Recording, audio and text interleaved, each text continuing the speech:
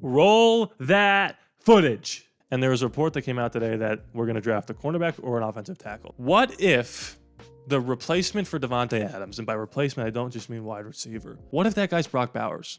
Would you consider drafting Brock Bowers? If he falls to 13, that will easily, without question in my mind, be the best available prospect to draft because there's a run on quarterbacks and a run on offensive tackles and wide receivers. If you guys are looking to be led to the promised land, look no further. I'm right here telling you exactly how things are going to go if certain things fall a certain way.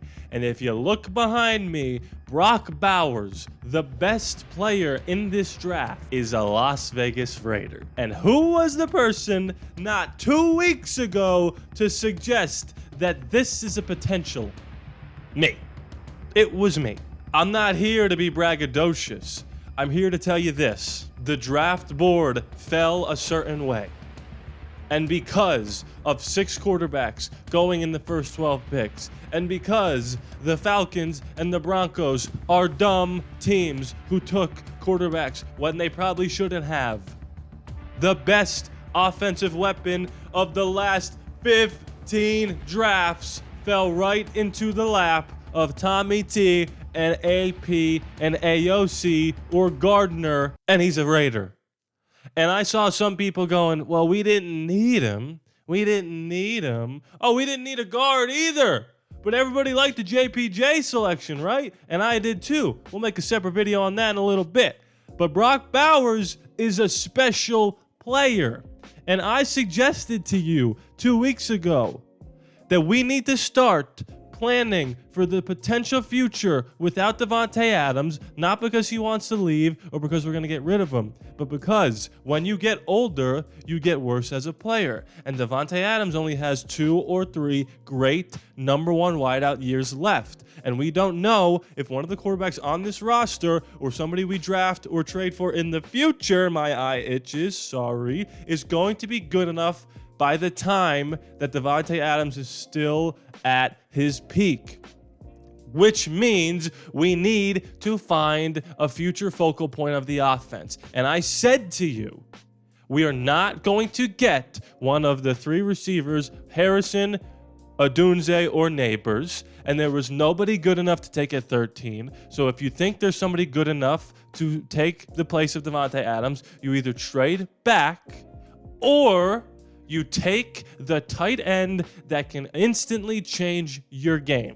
And they decided we're going to get George Kittle, Travis Kelce 2.0 and pair him with Davante Adams, with Zamir White and Jacoby Myers and Trey Tucker. And by the time Davante's gone, we will still have a number 1 option who could be just as good as him.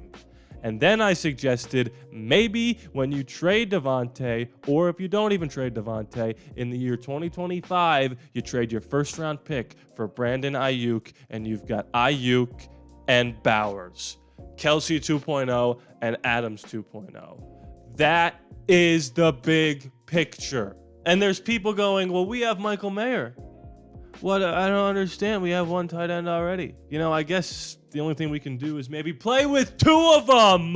You ever see Travis Kelce line up in the slot? Because Michael Mayer might be the tight end, and Davante might be the wideout 1, and Jacoby might be the wideout 2, and this guy right here might go right in the slot. And then who are you going to guard? Who are you going to guard? And before you comment on this video, yeah, but who's throwing them the football? It could be me or you throwing them the football.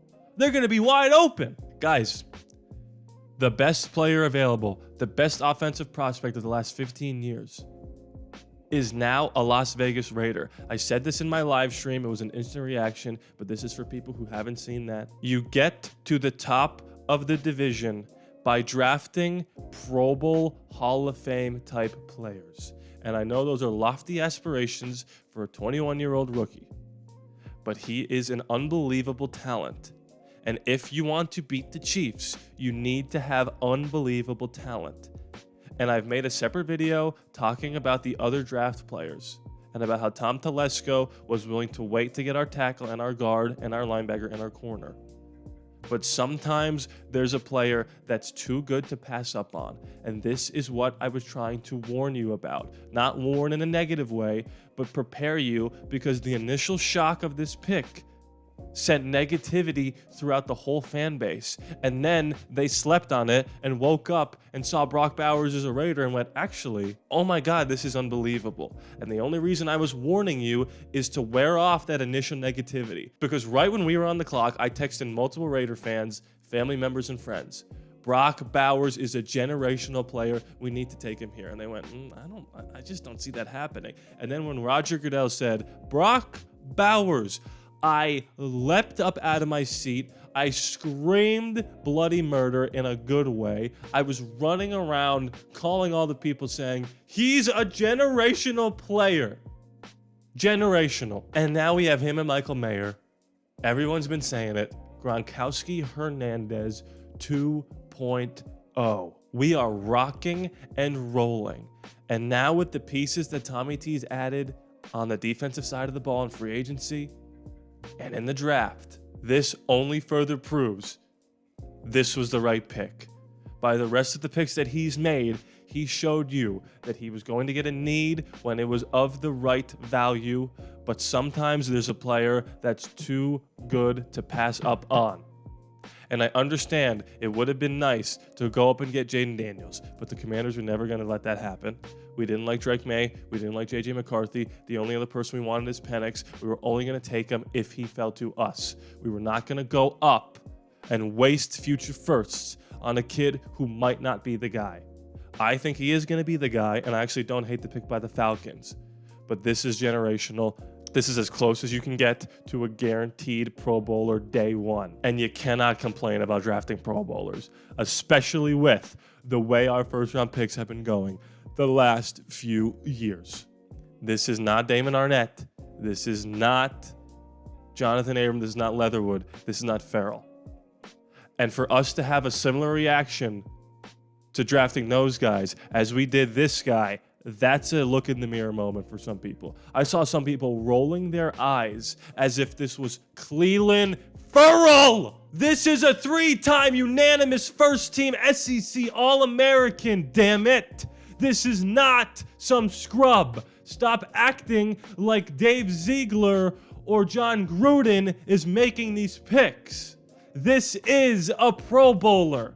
And a year from now, you're going to come crawling back and realize how ridiculous it was to complain about us taking the best offensive player in the draft when we still had multiple picks to go.